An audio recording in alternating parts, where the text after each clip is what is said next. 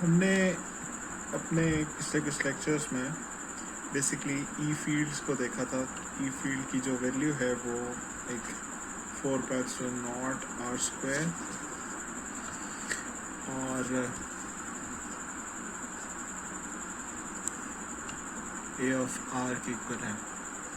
ठीक है, तो अगर हम इसका मैग्नीट्यूड कैलकुलेट करें तो मैग्नीट्यूड कैलकुलेट करने के लिए हम बेसिकली ई को अगर ई के साथ डॉट करें तो हमारे पास मैग्नीट्यूड आ जाएगा जो कि 4πε0r² डॉट हो जाएगा क्यू 4πε0r²।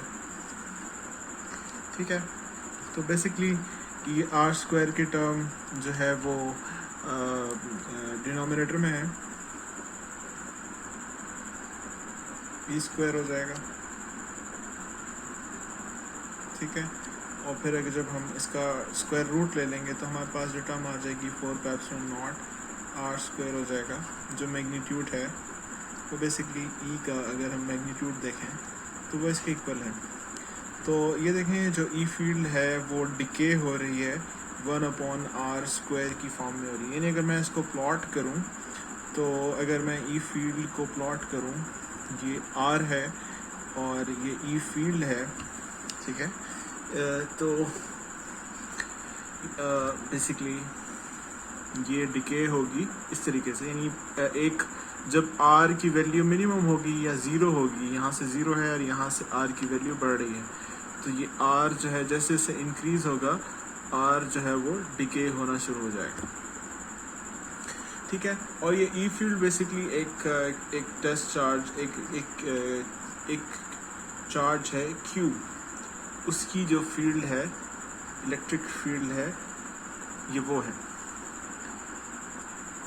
अब ये इलेक्ट्रिक फील्ड बेसिकली एक वेक्टर क्वांटिटी है और यहाँ पे ये देखें कि ये r की हर वैल्यू पे डिफाइंड है, यानी ये कंटिन्यूस है।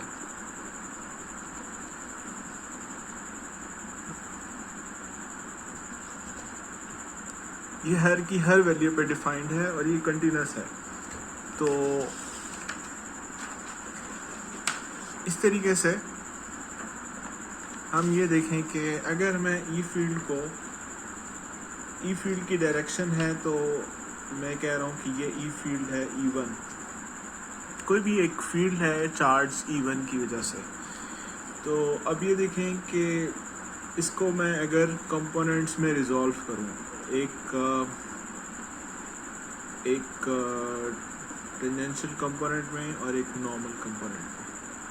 ठीक है, ये नॉर्मल कंपोनेंट है, टेंजेंशियल कंपोनेंट है और ये नॉर्मल कंपोनेंट है। यानी इसका मेरा मुराद है कि हमारे पास जैसे एक कोई वेक्टर हो अच्छे r, तो हम उसको रेजोल्यूशन कंपोनेंट में अगर रिजॉल्व करें तो इस तरीके से रिजॉल्व कर सकते हैं, r cos of theta, r sin of theta. ठीक है, या मैं इसको ऐसे कह सकता हूँ कि ये एक कंपोनेंट है जो बेसिकली अगर ये r है, इसको मैं कह रहा हूँ कि ये पैरेलल कंपोनेंट है और ये इसका परपेंडिकुलर कंपोनेंट है, क्योंकि ये पैरेलल है एक ख़ास इस इंटरफेस के। अगर ये इंटरफेस है, लेट्स से कि ये एक इंटरफेस है, इसको मैं एक और तरीके से समझाता हूँ कि एक इंटरफेस है, ये कोई भी एक प्लेन है। ठीक है, उस पर मैं r को इस तरीके से ड्रॉ करता हूँ। ठीक है, तो अब मैं एक और वेक्टर ड्रॉ करता हूँ जो कि इसका रेजोल्यूशन कंपोनेंट है, क्योंकि ये जो वेक्टर है इस इंटरफेस के पैरेलल है, तो मैं इसको कह रहा हूँ r पैरेलल, और ये इसके परपेंडिकुलर है तो मैं इसको कह रहा हूँ r परपेंडिकुलर, और ये वेक्टर है r। अब बेसिकली r को मैंने r परपेंडिकुलर और r पैरेलल में कन्वर्ट करके लिख लिया। तो इसी तरीके से मैंने यहाँ पे भी यही किया है कि ई फील्ड को जो ई फील्ड है E1, उसको मैंने एक पैरेलल कंपोनेंट में और एक परपेंडिकुलर कंपोनेंट में कन्वर्ट करके लिख दिया है, रिजॉल्व करके लिख दिया है। तो इसको बेसिकली एक और लिखने का तरीका भी है, क्योंकि ये नॉर्मल है और ये टेंजेंशियल है, यानी ये टेंजेंशियल कंपोनेंट है, ये नॉर्मल कंपोनेंट है, तो मैं इसको RN भी कह सकता हूँ। सॉरी आर टी कह सकता हूँ टेंजेंशियल को, और इसको मैं कह सकता हूँ कि ये नॉर्मल कंपोनेंट है। तो जो मेरा रिजल्टेंट आर बनेगा वो हो जाएगा R T plus R N. इस तरीके से जो ई वन है वो भी ई टी और ई एन के इक्वलेंट हो जाएगा। ये सिर्फ मैंने एक इसको रेजोल्यूशन कंपोनेंट में रिजॉल्व किया।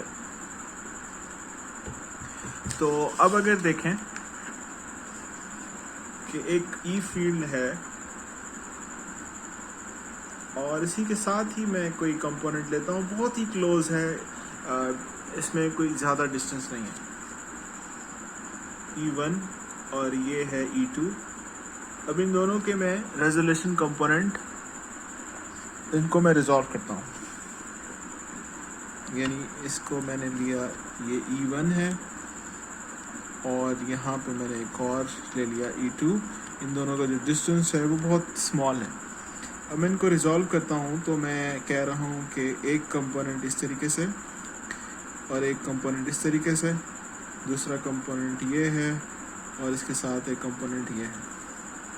यानी अगर मैं इसको इस तरीके से भी ड्रॉ कर सकता हूँ और इसको मैं इस तरीके से भी कर सकता हूँ कि ये E1 ये नॉर्मल है, सॉरी ये टेंजेंशियल है, ये नॉर्मल है। यानी EN ET 1 1 और इसी तरीके से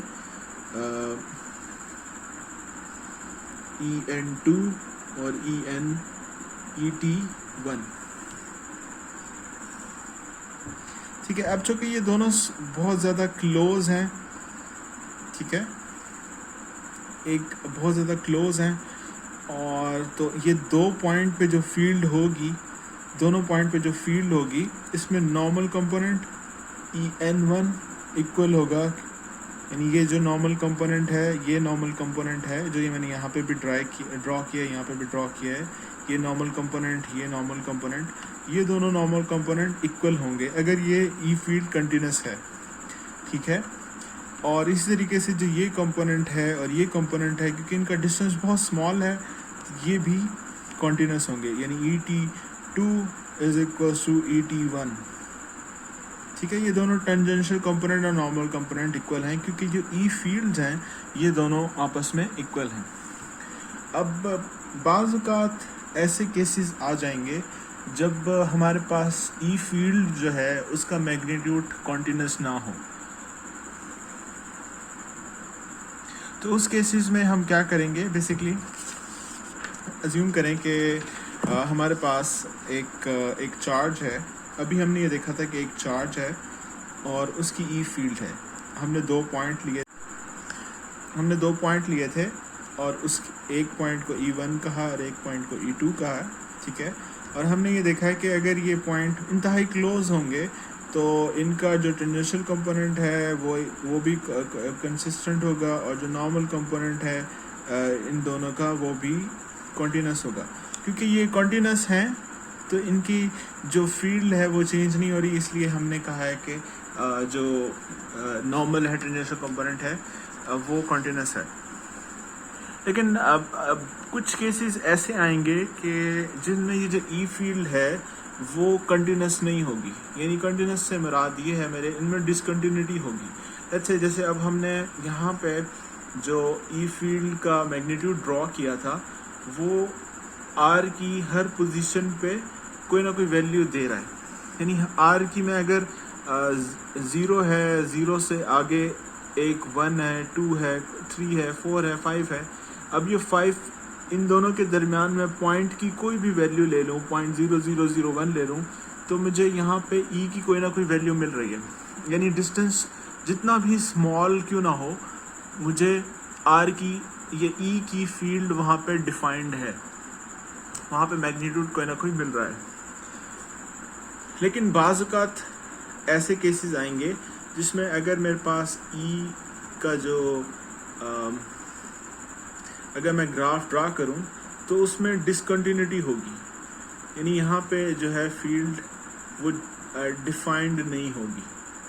तो उस केसेस में हम बेसिकली बाउंड्री कंडीशंस देखेंगे, बाउंड्री कंडीशंस को अप्लाई करेंगे, और वो हम बाउंड्री कंडीशन कैसे अप्लाई करेंगे हम देखेंगे। और इसकी एग्जांपल मैं ऐसे देखता हूँ कि फॉर एग्जांपल अगर इस चीज़ की मैं एग्जांपल ऐसे देता हूँ कि अगर मेरे पास एक शीट है, ठीक है, जिसमें चार्ज डेंसिटी है कोई, और ये इन्फिनिटली स्मॉल शीट है। यहाँ पे बेसिकली जो इस शीट की अगर मैं यहाँ पे इस शीट को ड्रॉ करूँ तो बेसिकली शील्ड है, यहाँ पे इसकी जो इलेक्ट्रिक फील्ड होगी पॉजिटिव, अगर चार्ज डेंसिटी है तो इलेक्ट्रिक फील्ड ऊपर की तरफ होगी, ठीक है। और लेकिन नीचे जो होगी, यानी इस शीट के जो नीचे होगी इलेक्ट्रिक फील्ड नीचे की तरफ होगी, ठीक है। अब यहाँ पे जो चार्ज है, अगर ये जो इसकी भी अगर ये पॉजिटिव चार्ज है तो यहाँ पे जो फील्ड होगी इस डायरेक्शन में होगी, ठीक है। यहाँ पे जो फील्ड है वो प्लस यानी इस डायरेक्शन में है, और यहाँ पे जो फील्ड है वो इस डायरेक्शन में है। इस चार्ज, इस शीट की वजह से यहाँ पे देखें, अगर इस पॉइंट पे देखें, और यानी एक बिल्कुल एक ये डिस्टेंस r है, ठीक है। और यहाँ पे जो शीट है, शीट के यानी इसको मैं अगर ड्रॉ करूँ, ठीक है, यहाँ तक तो बिल्कुल सही आ रही है, जैसे कंटिन्यूस आ रही है। लेकिन एक जहाँ पे जैसे ही ये शीट आएगी, ये फील्ड इस डायरेक्शन में है, ये फील्ड इस डायरेक्शन में है, तो ये फील्ड कम होगी या ज़्यादा होगी, लेकिन यहाँ से जंप कर जाएगी, मैग्नीट्यूड जो है उसका फ़ौरन जंप करेगा, क्योंकि यहाँ पे जो यहाँ पे इस चार्ज शीट की वजह से, चार्ज शीट की प्रेजेंस की वजह से जो ये फील्ड है, ई फील्ड, इसका मैग्नीट्यूड थोड़ा सा डिस्टर्ब हो जाएगा, कंटिन्यूस से डिसकंटिन्यूटी आ जाएगी इस चार्ज शीट की वजह से। तो उस केस में हम क्या करेंगे, हम बेसिकली बाउंड्री कंडीशन अप्लाई करेंगे, क्योंकि डिसकंटिन्यूटीज जहाँ पे आ जाएंगी, हम देखेंगे कि फील्ड हम किस तरीके से कैलकुलेट कर सकते हैं उस डिसकंटिन्यूटीज पे। यहाँ पे देखें ना, क्योंकि इसको मैं दोबारा से ड्रॉ कर लेता हूँ, अगर कि ये Q है, Q हर फील्ड, यहाँ पे Q की वजह से जो फोर्स है या इलेक्ट्रिक फील्ड है वो हर पॉइंट पे डिफाइंड है, हर पॉइंट पे डिफाइंड है। और जो इसकी वजह से जो इलेक्ट्रिक फील्ड बन रही होती है, अगर यहाँ पे वो देखेंगे हम कि कंटिन्यूसली डिफाइंड है। लेकिन अगर हम यहाँ पे कोई चार्ज शीट बता दें, ये कोई शीट यहाँ पे लिख दें, ड्रॉ कर दें, यानी यहाँ पे रख दें, तो यहाँ पे जो इसकी प्रेजेंस की वजह से फील्ड में थोड़ी सी डिस्टर्बेंस आ जाएगी, तो फील्ड अब कॉन्टीन्यूस नहीं रहेगी, एक स्पेसिफिक पॉइंट पे एक जंप सा आ जाएगा, डिसकंटिन्यूटी आ जाएगी। तो ऐसी डिसकंटिन्यूटीज, ये तो हाँ एक एग्जांपल है, रियल लाइफ सिनेरियो में बहुत ऐसे केसेस होंगे जहाँ पे ये डिसकंटिन्यूटी आ जाएंगी। उस केस में भी हम बाउंड्री कंडीशंस अप्लाई करेंगे, और बाउंड्री कंडीशन अप्लाई करने से हम बेसिकली ई फील्ड जो है वो कैलकुलेट कर सकते हैं। अब इस स्पेसिफिक सिनेरियो पे हमने ये देखा है कि अगर हमारे पास यहाँ पे एक शीट है और इस पे बेसिकली चार्ज डेंसिटी है, ठीक है, और उस चार्ज डेंसिटी को हमें पता है कि ये रो ए के इक्वल है, या कोई भी चार्ज डेंसिटी है उसके इक्वल है। तो अब हमने बेसिकली यहाँ पे कैलकुलेट ये करना है कि जो ई फील्ड है, इसकी बाउंड्री पे ई फील्ड किसके इक्वल है। तो उसके लिए हम बेसिकली, जैसे हमने देखा था कि एक पिल बॉक्स ड्रॉ करते हैं,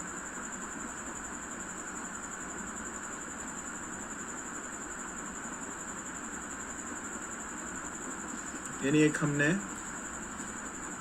गॉसियन सरफेस को ड्रॉ कर दिया जिसकी शेप जो है वो एक बॉक्स की फॉर्म में है।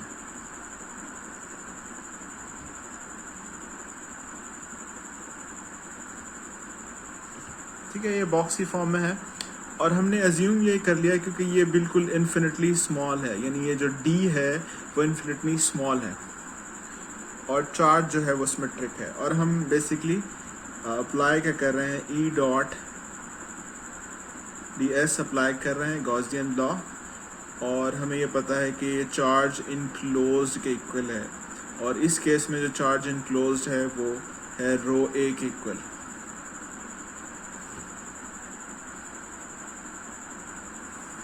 यहाँ पे एप्सिलॉन नॉट भी आएगा, यहाँ पे भी एप्सिलॉन नॉट आएगा। अब चूँकि हमें पता है कि d इन्फिनिटली स्मॉल है, यानी ये जो इसकी वॉल्स हैं, अगर इसकी वॉल्स को देखा जाए तो ये वॉल्स इंतहाई स्मॉल हैं।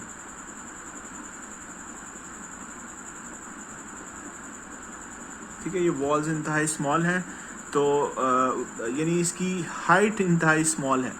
तो क्योंकि अब जो इलेक्ट्रिक फील्ड है, हमने कहा है कि इलेक्ट्रिक फील्ड बेसिकली जो एक ऊपर की तरफ होगी, ऊपर की तरफ होगी, ऊपर की तरफ होगी, और नीचे वाली जो है वो नीचे की तरफ होगी।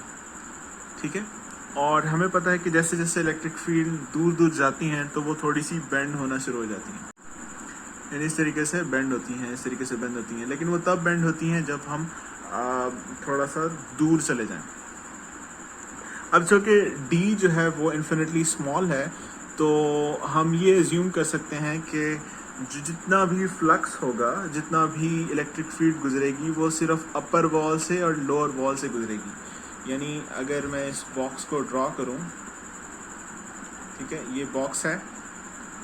अब चूँकि हम इसमें कर ये रहे हैं कि हम इलेक्ट्रिक फ्लक्स कैलकुलेट कर रहे हैं। गॉस लॉ में हम इलेक्ट्रिक फ्लक्स कैलकुलेट करते हैं, ई जो है, और ये क्लोज फॉर्म में, क्लोज फॉर्म से मुराद है कि जितना फ्लक्स जा रहा है इसकी अपर वॉल से। यानी अब इसको दोबारा अगर मैं थोड़ा सा बेहतर तरीके से ड्रॉ करूं,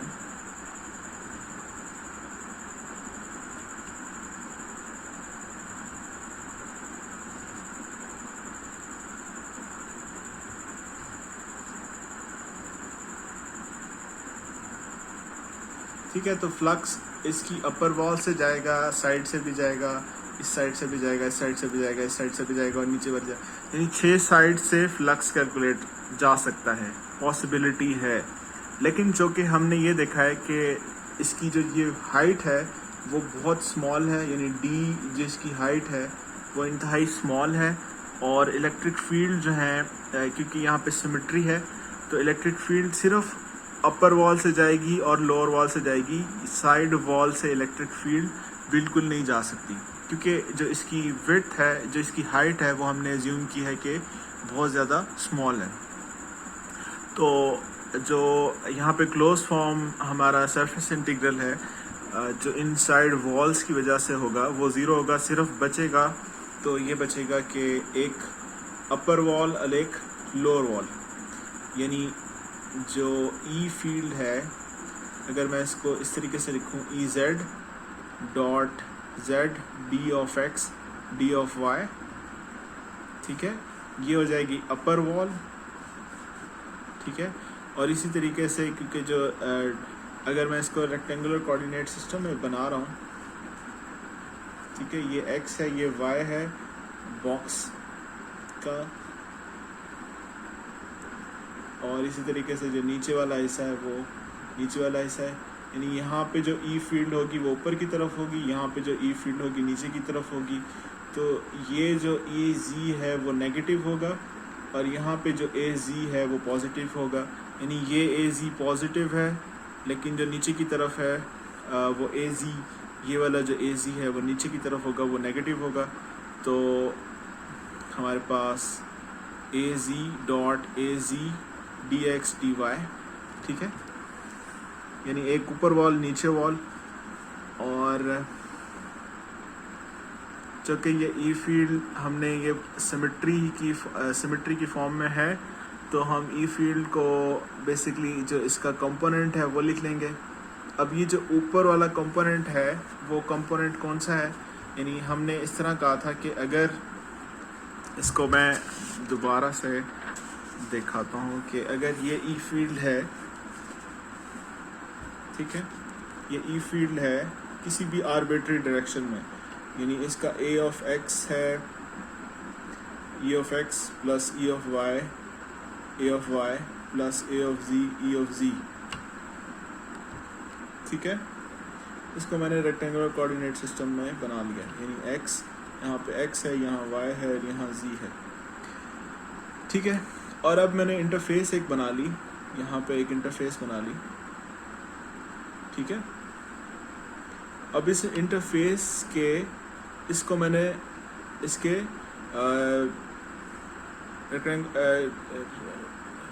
इसको डिकम्पोज कर लिया इसके कंपोनेंट्स में। तो अब देखें यहाँ पे एक तो कंपोनेंट वो होगा जो कि इसके अलोंग होगा, यानी इस इंटरफेस के अलोंग होगा, और एक ऐसा होगा जो इस इंटरफेस के नॉर्मल होगा, ठीक है। अब यहाँ पे नॉर्मल कंपोनेंट जो है वो बेसिकली z के अलोंग है, यानी az के अलोंग जो होगा वो az होगा। और यहाँ पे अगर मैं सिर्फ इस डायरेक्शन में देख रहा हूँ तो x, अगर इस डायरेक्शन में देख रहा हूँ ex जो है, ठीक है, वो जो है ex, ठीक है, वो हो जाएगा हमारे पास टेंजेंशियल कंपोनेंट, यानी ये टेंजेंशियल कंपोनेंट है और ये नॉर्मल कंपोनेंट है, और यहाँ पे मेरे पास ये ई फील्ड है, ठीक है। इसी तरीके से जब हम नीचे वाली सरफेस पे देखेंगे उसमें भी ई फील्ड जो कि नीचे की तरफ है आर्बिट्री, तो जो कंपोनेंट होगा ऊपर की तरफ उसमें अगर हम देखें कि अगर ये ई फील्ड इस तरीके से है तो जो कंपोनेंट है ए जी के अलोंग में, ठीक है, इसको मैं कह रहा हूँ कि ये नॉर्मल है, इसको मैं कह रहा हूँ कि ये टेंजेंशियल है। तो इसी तरीके से जो यहाँ पे ए जी नेगेटिव की तरफ होगी वो नॉर्मल होगा, और जो फर्दर ये है ये टेंजेंशियल है, ई एक्स टेंजेंशियल कंपोनेंट। तो अब बेसिकली हम यहाँ पे ये देख रहे हैं कि ये वाला जो कंपोनेंट है इसको मैं फर्दर ये भी लिख सकता हूँ कि ये जो ई जेड है EN2 यानी नॉर्मल ऊपर वाला, और यहाँ पे आ जाएगा dx dy एरिया जो भी है, ये जो ऊपर वाला एरिया है वो आ जाएगा। इस तरीके से ये जो है ये हो जाएगा EN1 यानी ये नॉर्मल कंपोनेंट नीचे वाला नेगेटिव वाला, और dx dy ये वही एग्जैक्टली वही आ जाएगा। और ये फर्दर इक्वल था हमारे पास सिग्मा ए एप्सिलॉन नॉट के।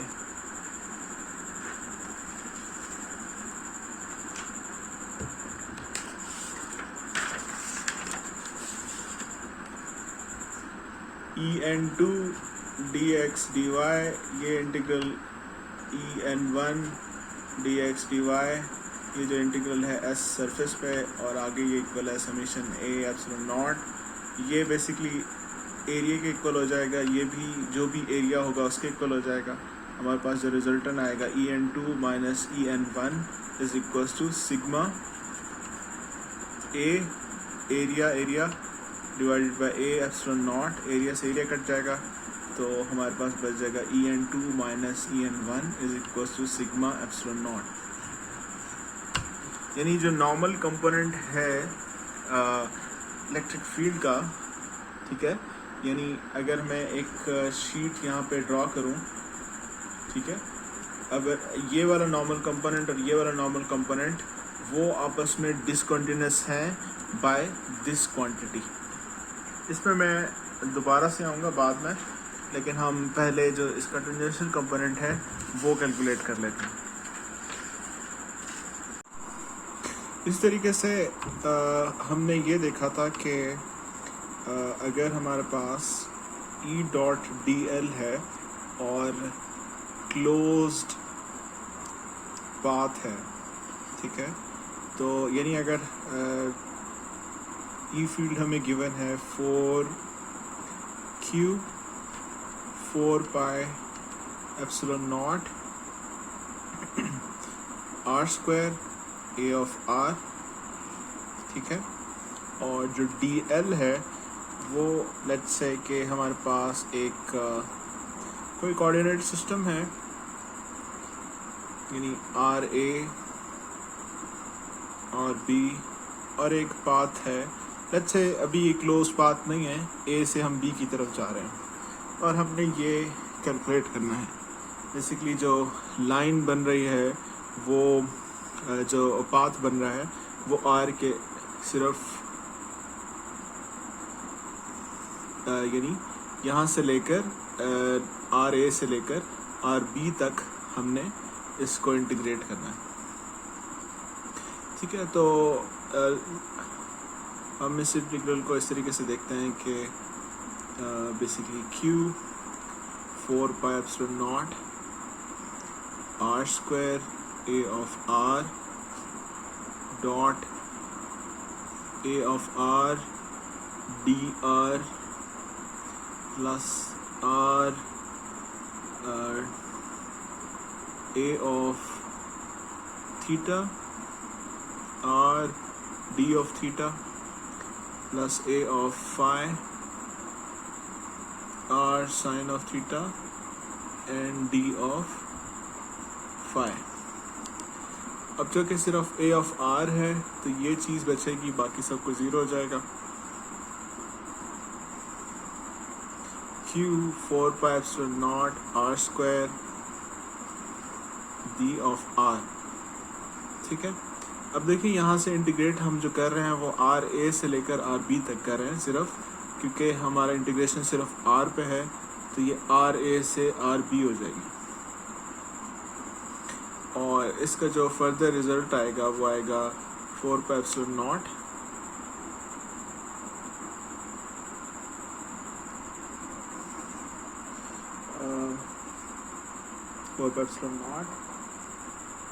q R A minus R B.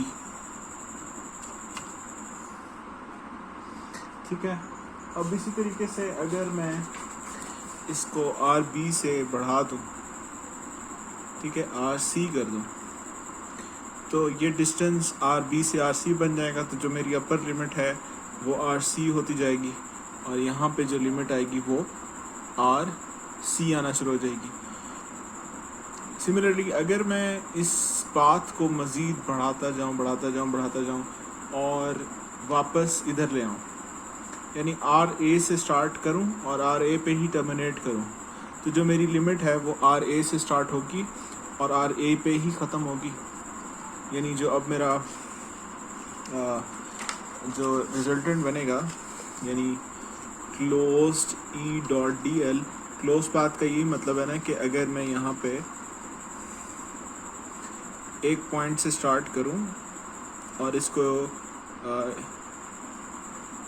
उसी पॉइंट पे ही टर्मिनेट करूं, यानी आर ए से स्टार्ट करूं और आर ए पे ही टर्मिनेट करूं, तो जो मेरा रिजल्टेंट आएगा वो आएगा q 4 pi epsilon naught R A minus R A. अब ये दोनों क्वांटिटीज़ इक्वल हैं तो ये ज़ीरो हो जाएगा। ठीक है, तो इसका मतलब है कि जो E डॉट डी एल है वो हो जाएगा ज़ीरो के equal along the close path. ठीक है,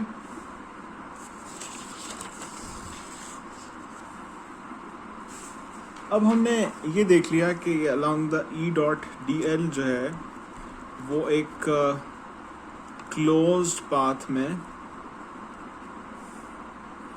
ज़ीरो के इक्वल है। ठीक है, ये ज़ीरो के इक्वल है। इसका मतलब है कि अगर हम इस पर स्टोक्स थ्योरम अप्लाई करें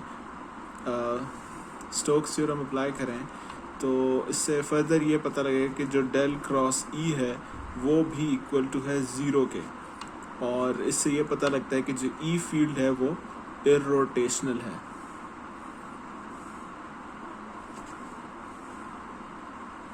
तो ये चीज़ें हमने पहले देख ली थी, लेकिन इसका ये रिकॉल करने का मकसद ये है कि अब अगर हम एक वही सरफेस एज्यूम करें कि हमारे पास एक चार्ज शीट है,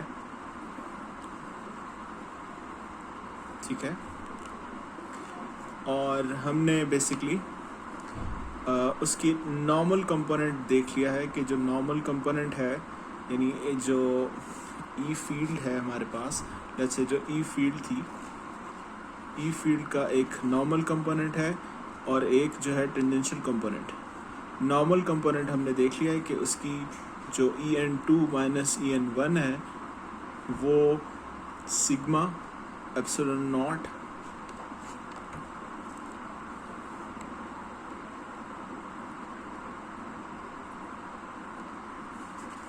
इसके इक्वल है। अब हमने टेंजेंशियल कंपोनेंट देखना है, तो टेंजेंशियल कंपोनेंट के लिए हम बेसिकली जो ये चार्ट शीट दोबारा देंगे और यहाँ पे हमने एक सरफेस ड्रॉ करेंगे।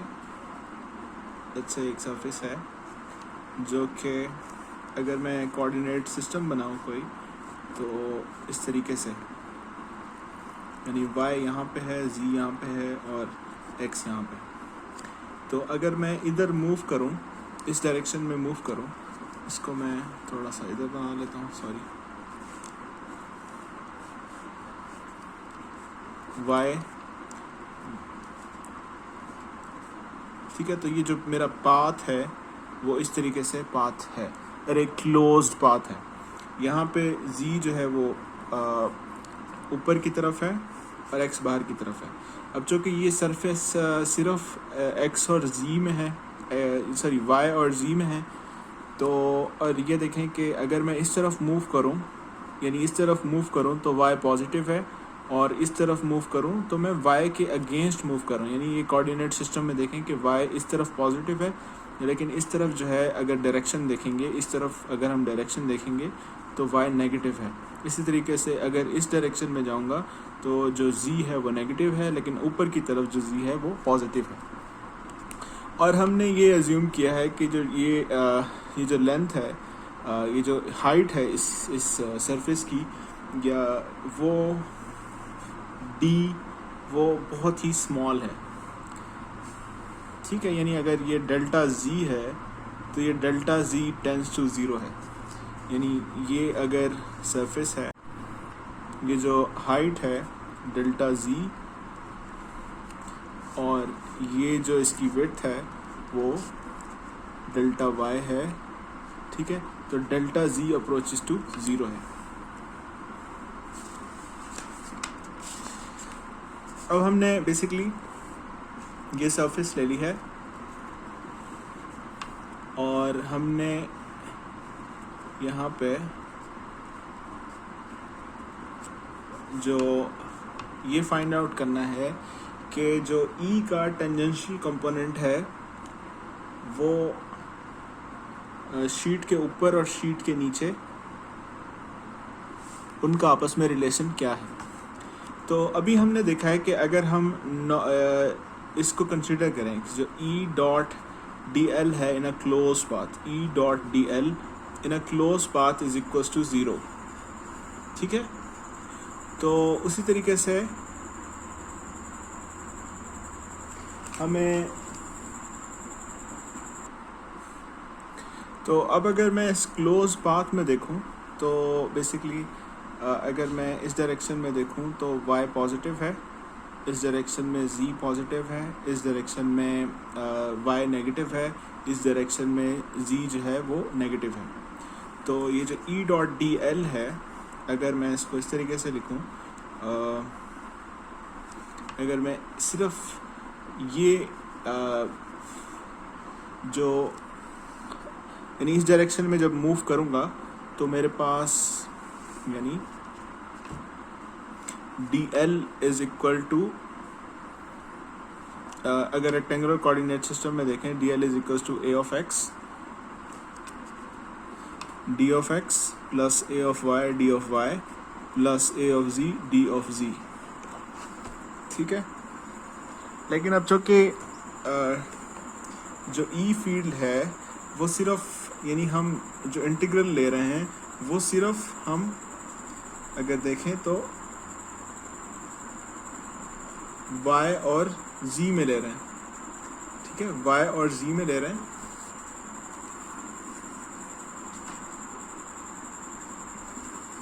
y और z में ले रहे हैं, तो हमारे पास जो रिजल्टेंट बचे x, जो ये कंपोनेंट है वो 0 हो जाएगा, और सिर्फ जो बचेगा वो होगा a of y d of y a z and d of z,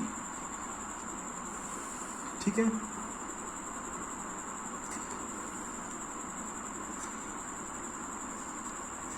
इसको मैं दोबारा से लिख रहा हूँ कि ई डॉट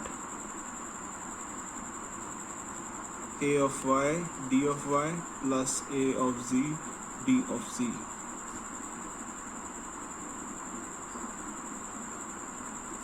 ठीक है, लेकिन ये जो पोर्शन है, ये पोर्शन अगर मैं इसको नीचे वाला जो पोर्शन है यानी शीट, अगर ये शीट है तो शीट के ऊपर वाला पोर्शन और नीचे वाला पोर्शन दो अलग अलग पोर्शन है, और मैंने अभी जो पोर्शन कंसीडर किया है वो नीचे वाला पोर्शन कंसीडर किया है।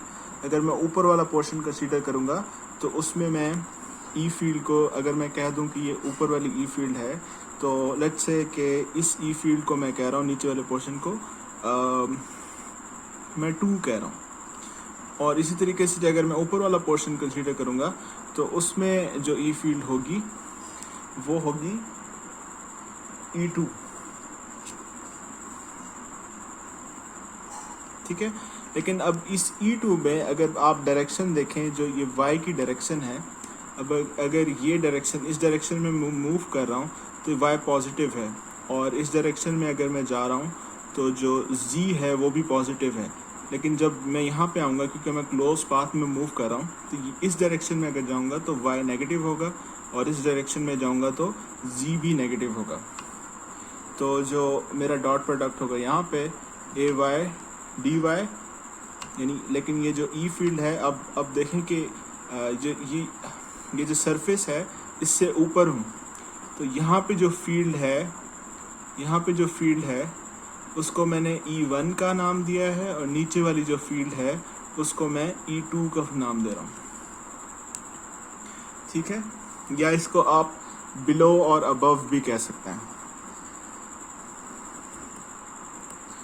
माइनस, और क्योंकि जो दूसरे वाला है वो भी नेगेटिव है तो उसको मैं ए जी डी जी कह रहा हूँ। अब चूँकि हमने ये कहा है कि ये बेसिकली जो इसकी हाइट है, हमने अज्यूम की थी कि हाइट बहुत स्मॉल है, यानी डेल्टा जी इन्फिनिटली स्मॉल है, तो बहुत ज़्यादा स्मॉल होने की वजह से जो इंटीग्रल का कंट्रीब्यूशन है इन दोनों की वजह से वो ज़ीरो हो जाएगा, लेकिन जो सिर्फ बच जाएगा वो कंट्रीब्यूशन बचेगा वो सिर्फ इन दोनों की वजह से बचेगा, यानी E2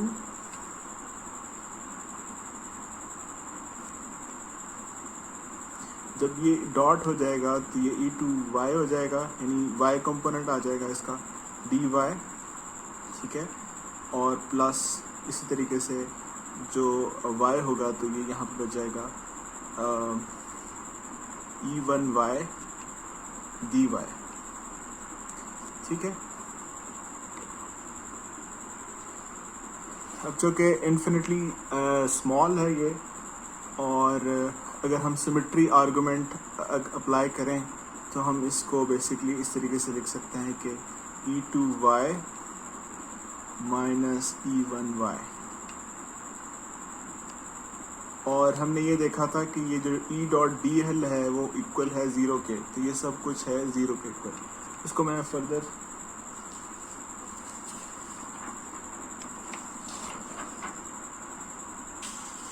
यहाँ पर देखता हूँ कि अभी तक हमने ये देखा है कि हमारे पास E डॉट डी एल है इज इक्वल्स टू 0, और उससे हमने फर्दर कैलकुलेट किया है कि E2 dot A Y D Y plus A G D G plus E1 sorry dot A Y, लेकिन ये y नेगेटिव है, डॉट है यहाँ पे dy नेगेटिव ए जी डी जी।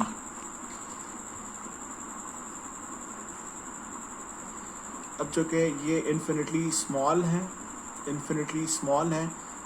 ये दोनों चीज़ें हमने ये अज्यूम किया है कि ये जो लेंथ है वो डेल y है, ये लेंथ है डेल y है, ये जो लेंथ है डेल z है, ये जो लेंथ है डेल z है। तो इस हम इंटीग्रल को अगर यूँ लिखें कि a dot y component dot d of y। ठीक है, और प्लस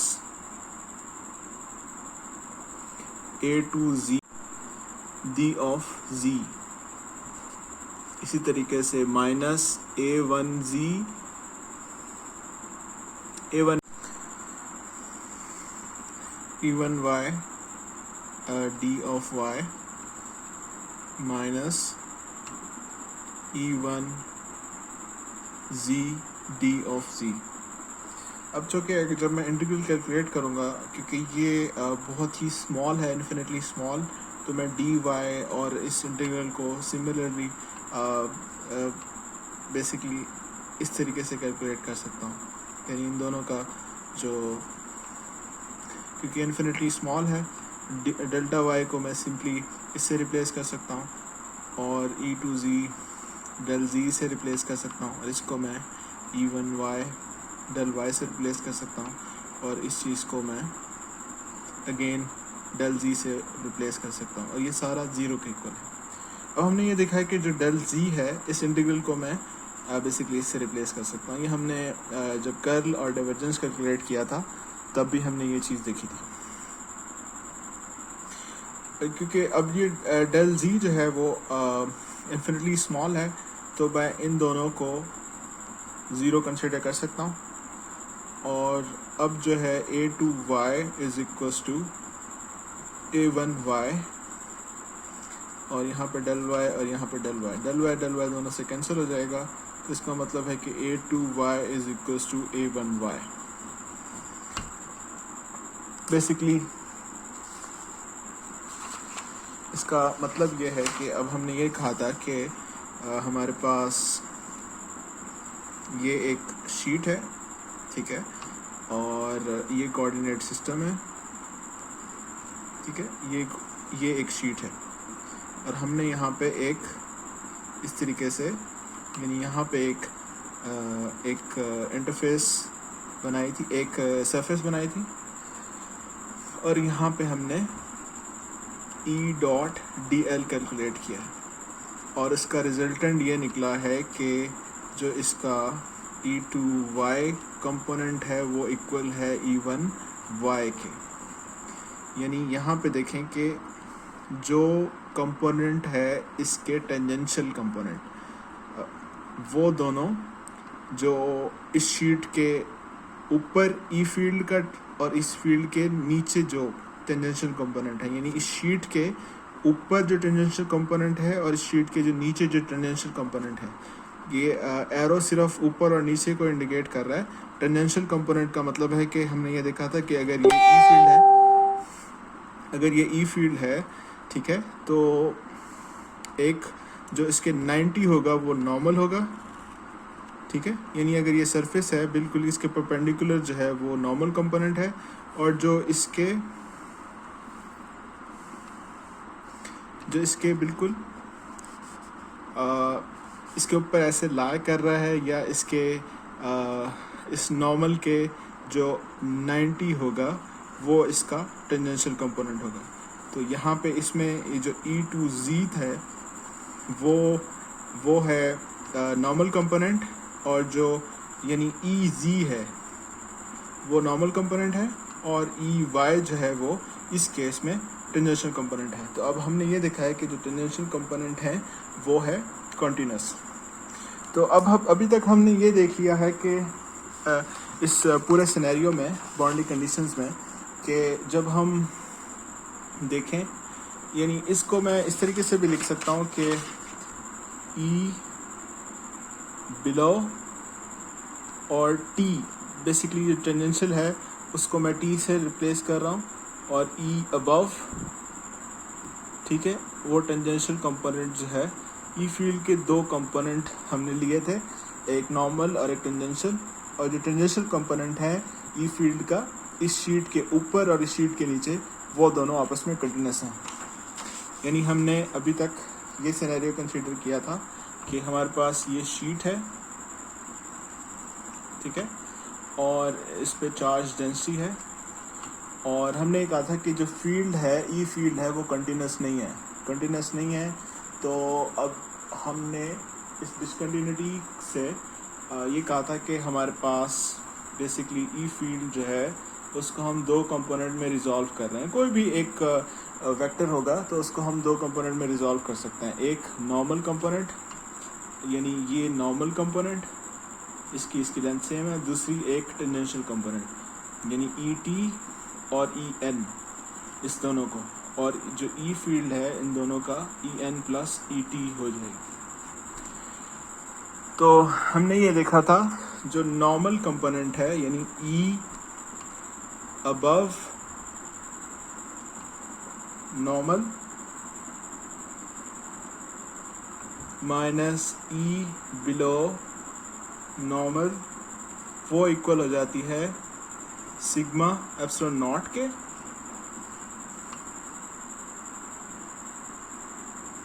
और इसको हम ये कह सकते हैं कि normal component of E field are discontinuous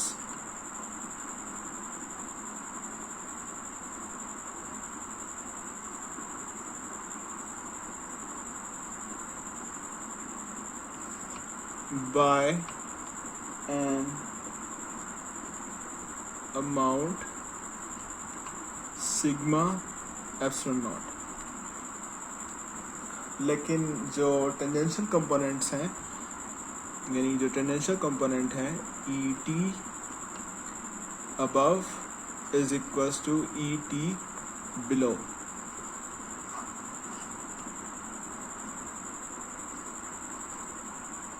तो इसमें ये कह सकते हैं कि जो टेंजेंशियल कंपोनेंट हैं वो कंटिन्यूस हैं। टेंजेंशियल, और जो ये एक हमारा रिजल्ट है और जो सेकंड रिजल्ट है, tangential component of E field are continuous.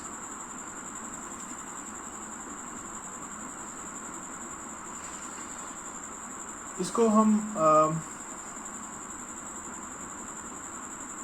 Basically दोबारा से हमने ये देखा था कि इधर ई फील्ड को हमने लिखा है कि नॉर्मल और टेंजेंशियल कंपोनेंट के इक्वल। तो अब हमारे पास जो इस केस में जो ऊपर फील्ड थी और नीचे फील्ड थी, उसको हमने क्या किया था कि ई फील्ड अबव, ठीक है, उसको हमने इक्वल किया था कि N above plus above tangential, और इसी तरीके से E below is equals to E below N plus E below T. यानी एक कंपोनेंट ऐसा कि जो टेंजेंशियल कंपोनेंट है, एक नॉर्मल कंपोनेंट है, और एक जो इस इंटरफेस के पैरेलल है वो अबव, और इसी तरीके से जो बिलो वाला है। और अब हमने ये देखा है कि बेसिकली अगर हम इनको जो टोटल फील्ड है उसको देखें तो वो हम किस तरीके से लिख सकते हैं कि अगर हम ई अबव माइनस ई बिलो देखें तो हमारे पास ये हो जाएगा ई अबव एन प्लस ई above T minus E below N plus E below T. ठीक है, इसको हम फर्दर यहाँ लिख लेते हैं, ई अबव माइनस ई बिलो, और ये हो जाएगा ई अबव एन प्लस ई above T minus E below N minus E below T. ठीक है, अब हमने ये देखा था कि जो टेंजेंशियल कंपोनेंट हैं वो दोनों इक्वल हैं। हमने ये देखा था अभी कि E above minus E below T is equals to zero. तो इन दोनों का अगर हम सम ले लें तो ये हो जाएगा ज़ीरो के इक्वल। और हमारे पास जो रिजल्टेंट बच जाएगा ई above N minus E below N, ठीक है, ये बच जाएगा। और ये हमें पता था कि ये इक्वल होता है सिग्मा एप्सिलॉन नॉट के। तो जो ई फील्ड है हमारे पास टोटल,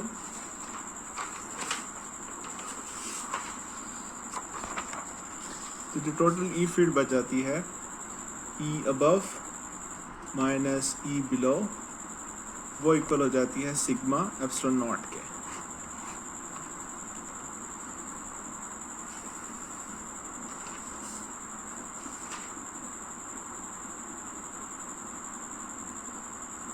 और हम सिर्फ एक पॉइंटिंग वेक्टर इसके साथ लिख देते हैं n, जो इंडिकेट कर रहा है कि ये नॉर्मल कंपोनेंट्स की वजह से है।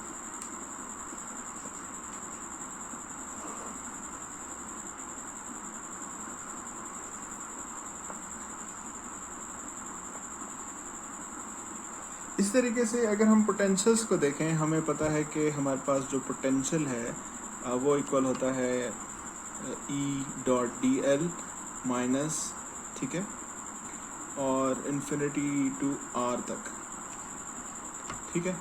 लेकिन अगर हम इस केस में देखें तो इस केस में जो पोटेंशियल होगा वो, क्योंकि बहुत ही स्मॉल चेंज है, बहुत ज़्यादा स्मॉल है चेंज, तो पोटेंशियल इस केस में कंटिन्यूस होगा।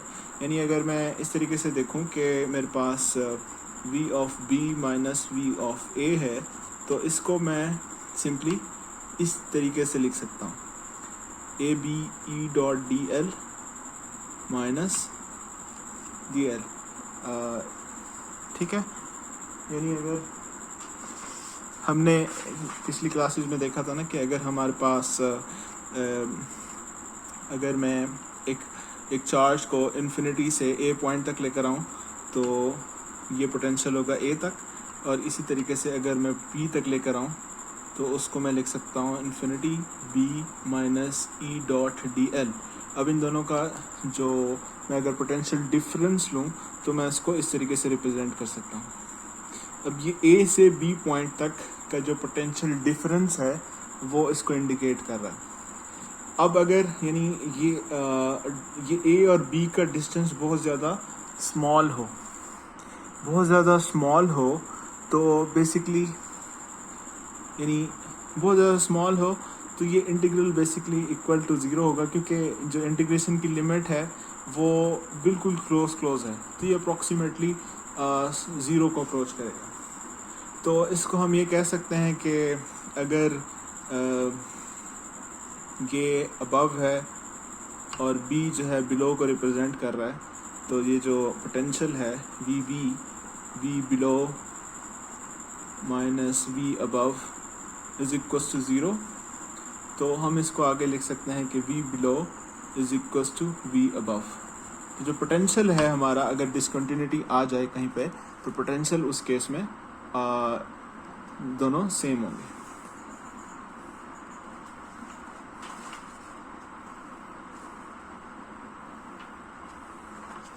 लेकिन अगर इसी केस में हम ये देखें कि पोटेंशियल सेम है, लेकिन हमने ये देखा था कि हमारे पास जो ई बिलो ई अबव माइनस ई बिलो जो है वो इक्वल होता है सिग्मा एप्सिलॉन नॉट के, और हमें पता है कि जो ई है वो इक्वल होता है माइनस डेल्टा वी के, ठीक है। तो हम इस केस को इस तरीके से भी लिख सकते हैं, del above minus del plus हो जाएगा below is equal to sigma epsilon not.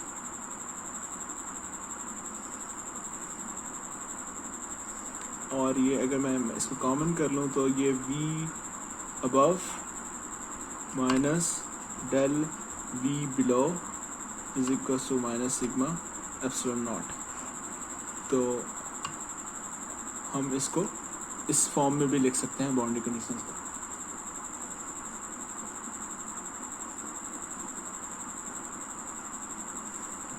अब चूंकि ये यहाँ पे n था तो इसको हम यहाँ पे n की फॉर्म में भी इंडिकेट कर सकते हैं।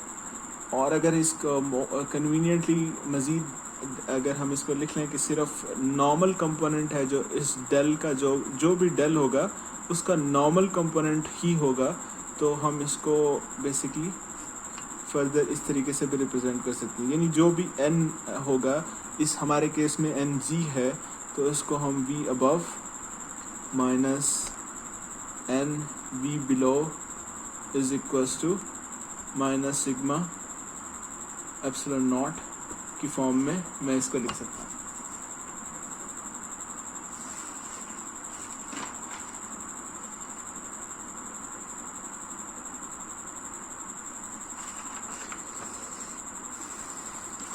यानी अगर मैं इसको इस तरीके से कहूँ कि यानी अभी हमने ये देखा है कि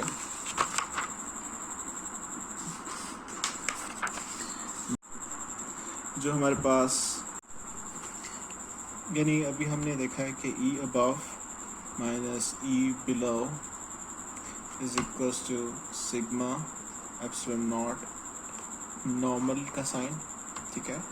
और हमने अभी ये देखा है कि जो डेल E है वो इक्वल है माइनस डेल V के, तो इसको हमने रिप्लेस कर दिया था del V above minus del V below minus epsilon naught n के, ठीक है। अब ये n अगर मैं दोनों तरफ n से डॉट कर दूं तो मेरे पास जो रिजल्टेंट बचेगा, क्योंकि ये तो एक स्केलर क्वांटिटी है, ये भी एक स्केलर क्वांटिटी है, लेकिन ये एक वेक्टर क्वांटिटी है, तो जब डेल n करूँगा ये डेल v के साथ जो ग्रेडियंट के बाद जो मेरे पास n डॉट होगा तो वो बचेगा डेल v n, ठीक है। तो इसको मैं फर्दर इस तरीके से लिख सकता हूँ कि जो del v above n minus del v below n is equals to sigma epsilon naught. ये n इंडिकेट कर रहा है नॉर्मल को, और हमारे केस में n जो है वो z के इक्वल है, तो इसको हमारे केस में v above z v below z is equals to sigma epsilon naught इसके इक्वल होगा। तो ये हमारी बाउंड्री कंडीशंस जो हैं वो कंप्लीट होंगी।